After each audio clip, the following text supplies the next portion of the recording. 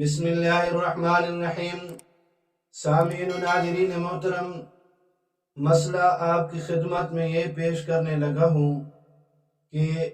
کھڑے ہو کر پانی پینا۔ یاد رکھیے کہ کھڑے ہو کر پانی پینے کے متعلق حدیث کی کتابوں میں کئی ساری احادیث ذکر کی گئی۔ ان میں بعض احادیث وہ ہیں جن میں کھڑے ہو کر پانی پینے کی ممانعت موجود ہے، یعنی کھڑے ہو کر پانی پینا منع ہے، اور بعض میں کھڑے ہو کر پانی پینے کی اجازت دی گئی۔ لہذا دونوں طرف کی احادیث کو مد نظر رکھتے ہوئے فقہائے کرام علیہم الرحمہ نے یہ حکم بیان کیا ہے کہ کوئی مجبوری ہو، مثلا رش ہو یا کیچڑ والی جگہ ہو یا بیٹھنے کے لیے جگہ میسر نہ ہو، تو کھڑے ہو کر پانی پینا بلا کراہت جائز ہے۔ یعنی کھڑے ہو کر پانی پینا یہ مکروہ بھی نہیں ہے، لیکن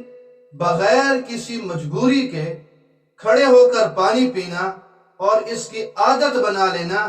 یہ مکروہ تنزیہی یعنی خلاف ادب ہے۔ یعنی ادب کا تقاضا یہ ہے کہ بیٹھ کر پیا جائے، بغیر کسی مجبوری کے، یا اس کو عادت بنا لینا یہ پانی پینے کے آداب کے خلاف ہے، کیونکہ اس سے انسان کے جسم میں بیماریاں پیدا ہونے کا خطرہ ہے، اور اسی طرح اس کے جسم کو نقصان پہنچنے کا، ضرر پہنچنے کا اندیشہ ہے۔ لہذا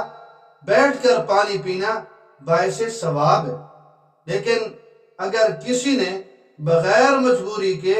کھڑے ہو کر پانی پی لیا تب بھی وہ گناہگار نہیں کہلائے گا، اور نہ ہی اس کی پکڑ ہوگی،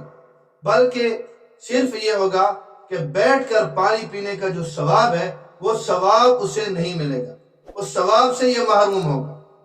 تو لہذا اگر جگہ رش والی ہو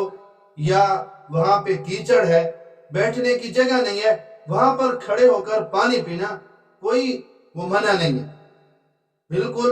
جائز ہے، لیکن اس کی عادت بنا لینا یہ پھر آداب کے خلاف ہوگا اور آدمی ثواب سے محروم ہو جائے گا۔ اور یہ حکم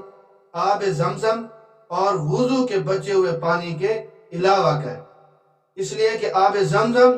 اور وضو کا بچا ہوا پانی کھڑے ہو کر پینا یہ مکروہ نہیں ہے بلکہ یہ مستحب ہے۔